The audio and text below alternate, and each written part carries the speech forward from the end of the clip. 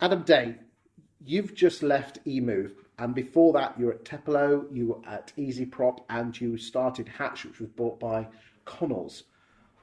What is the future of online estate agency? Talk to me.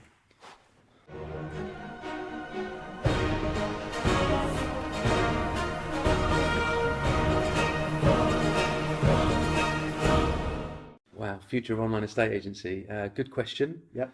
I think, so if I go back to 2006 when I started up Hatched, which was the first online estate agent. Yes. I mean, I coined that phrase. I sort of invented... You should have trademarked it. I should have done, shouldn't I, really? Yeah. In fact, well, the first business I started was called theonlineagents.com. Yes. Someone else has got a domain name now. But so, yeah, I coined that deliberately to try and make us different from our competitors on the high street. Were you an estate agent before? Yeah, I was a high street agent for a really good traditional firm from 97, straight from school through to 2006. And I was on that cusp of, I started work in 97. There was no internet. And 2 years later, there's the internet. And then Rightmove came along a couple of years after that. And that's what gave me the idea for having an online estate agent. And really, I suppose back then, my ethics and values in estate agency were of proper estate agency, but using technology to make things more efficient, to automate communications, dissemination of information, giving the customer information, and being completely transparent. Transparency was my big driver. I really struggled going into houses and making up fees as I went along. So yeah, online estate agency started in 2006 with Hatch. There was one other at the time as well. But online estate agency has evolved into something that I essentially don't agree with. Hold on, are you telling me as the boss man of 4 big national online estate agents that you don't agree with the online model? I agree with the online model in so much as efficiency, automation of communications, and other things like that. I don't agree with the fees that are being charged now. In what respect? All up front. That does not serve the customer, and it doesn't serve the estate agent. Not a single online agent has made any profit in however many years.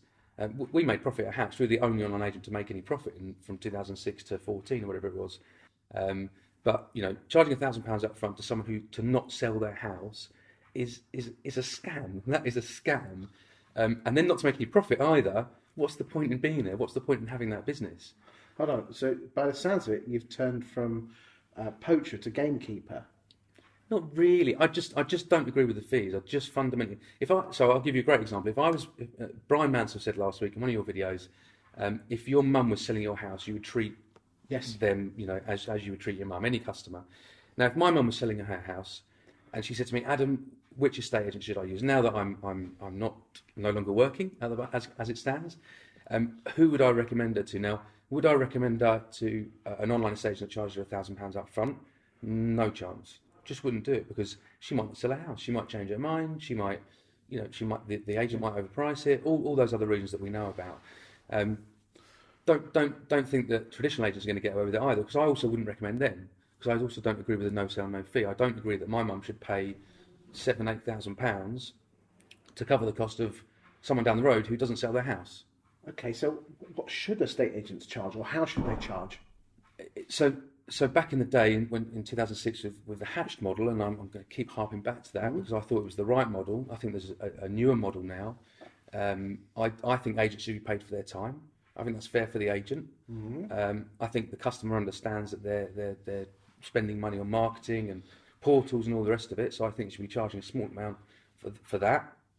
But I also think they should be getting charged. The customer should be getting charged on selling the property at a commission-based. Well, a bit like the old days in the 1990s, where it was a percentage fee and then disbursements. I wasn't around in those days. I was. If that's how it worked, then that's how it works. Yeah. I mean, I think some of the larger corporates have this marketing fit up front that they'll sell to the customer in the living room. That's what they do in Australia. I just think it's transparency for me is the big thing. You still have agents going in and they'll make up the fees as they go along. Their bosses are saying try and get 1.2%, but you can go as low as 1% or 0.75 or whatever it is. We had an agent in Surrey who did a no sale, no fee, £600 recently to to counter the online agents, which is crazy. I mean, just crazy to be dropping your fees so much. But making it up as you go along just doesn't sit right with me. It has to be transparent. Okay, so what you're basically saying is that instead of people selling being on no sell no fee, it should be a lower percentage fee, but there should be some form of fee paid by the vendor if the sale isn't successful to cover the costs. So the people that don't sell aren't being subsidised by the people that do. Is that what you're saying? That's my view. Yeah, I think the customer. I'd be more than happy to pay £200 or £300 upfront to an estate agent to market my house in the best way possible, and then a success fee after that. Okay. And do you think every agent should do this, whether they're online or high street or hybrid? Yeah, because I fundamentally disagree with both fee models. The no sell no fee and everything up front. They doesn't work for both parties. It has to work for the business clearly, and it has to work for the consumer.